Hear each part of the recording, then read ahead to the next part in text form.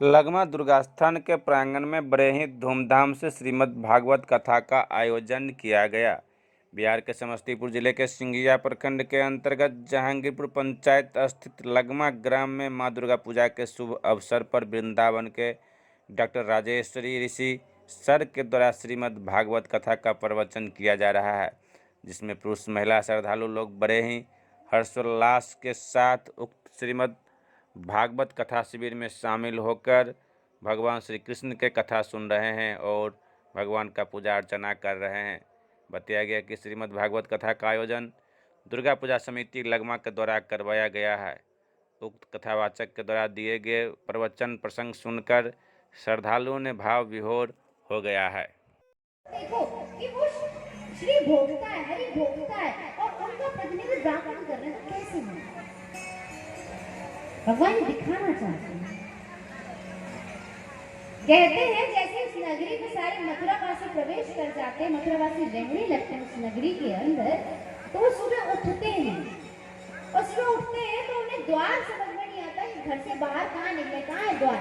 तो सब एक साथ चिल्लाने लगते, द्वार कहाँ, द्वार कहाँ, द्वार कहाँ। तो उस नगरी का नाम द्वारिका है और द्वार द्वार पर वहां नारायण का कोई ना कोई रूप विद्यमान था, इसलिए भी उसका नाम द्वारिका हो जाता है।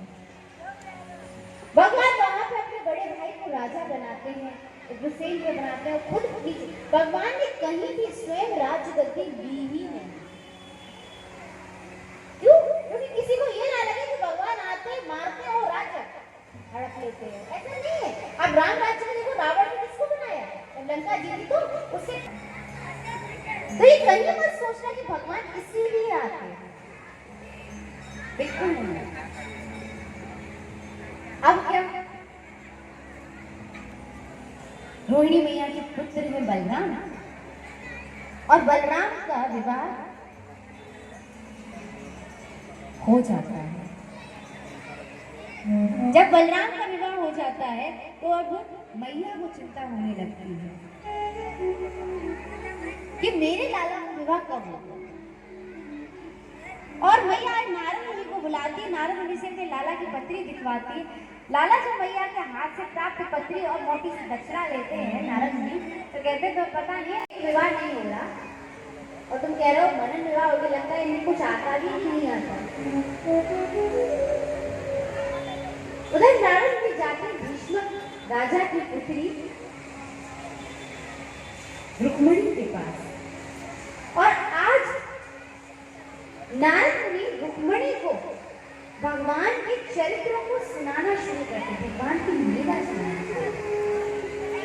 और लीला सुनाने के कारण रुक्मिणी अपना पति रूप में बंधन में स्वीकार कर लेती। नारद मुनि का एक काम हो जाता है, या तो वो स्वयं जाते थे, सब ऋषियों की उन्होंने ड्यूटी लगा रखी थी कि रोज जाना है और रोज रुक्मिणी को भगवान की प्रत्येक लीला के बारे में बताना है, प्रत्येक लीला के बारे में।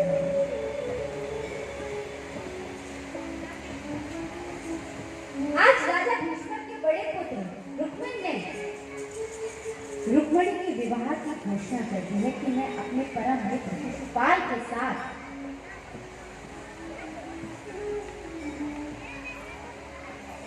अपनी प्रिय बहन रुक्मिणी का विवाह करूंगा।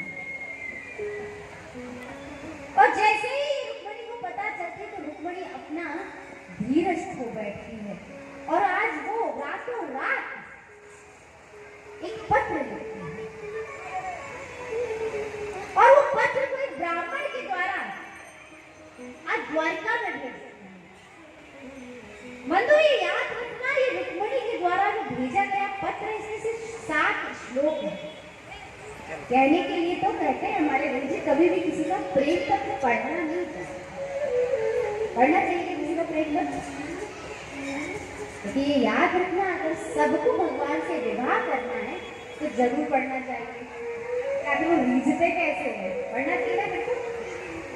आज विवाह की रात है, आज विवाह हो रहा है, तो पढ़ना पड़ेगा कि नहीं पढ़ना पड़ेगा, पता है पढ़े कि नहीं पढ़े। तो ये पत्र जो भेजती है जिसे 7 श्लोक है और 7 श्लोक ये मानो कि रुक्मिणी भगवान से 7 फेरे के साथ वचन ले रहे हैं। कि मैं तो आपको पति रूप में स्वीकार कर ही चुकी हूँ। रुक्मिणी के पत्र में कहा गया, शुक्वा गुणान भुवन सुंदर श्रवण कांते। मैंने ऐसा सुना है। हम अच्छा हम सब क्या कर रहे हैं, सुन रहे हैं ना। हमने श्याम सुंदर को प्रत्यक्ष में देखा तो रुक्मिणी भी कहते, मैंने ऐसा सुना है कि शुक्वा गुणा भुवन सुंदर, इस सारे त्रिभुवन में, सातों लोगों में, सप्तपुरियों में अगर कोई सुंदर है तो वो श्याम सुंदर आप हो। और आप ऐसे सुंदर हो कि आपके रूप के दर्शन करने मात्र से व्यक्ति के अंदर के संशय समाप्त हो जाते हैं। तो मैंने आपकी सुंदर मनोहर छवि को जो सुना है, उस छवि के दर्शन मैंने अंदर कर दिए, तो अब मेरे सारे संशय क्या होने चाहिए, समाप्त होने चाहिए। अब कोई संशय नहीं होना चाहिए। अब संशय अगर समाप्त हो गए हैं तो आप आओ और मेरे से विवाह करो। आगे रुक्मिणी कहती है कि ये आपको विवाह इसलिए करना है क्योंकि अगर कोई शेर के भाग को गीदड़ ले जाए तो ये अच्छा नहीं, अच्छा होता है क्या? आप हीरे हो, अब हीरा रखा किसमें जाता है, सोने की डिब्बी में, सोने की डिब्बी में। अगर मुझे आपकी कथा सुनने के बाद में हीरा बन गई, तो अगर मेरा भाग कोई गीदड़ ले जा रहा है, मैं शेर का भाग बन गई हूँ, तो इसमें आपकी महानता नहीं है। आपको शर्मिंदा होना पड़ेगा संसार में कि कोई ने आपको सिर्फ सुनकर आपको पति रूप में स्वीकार कर लिया और भगवान तो भी उसे नहीं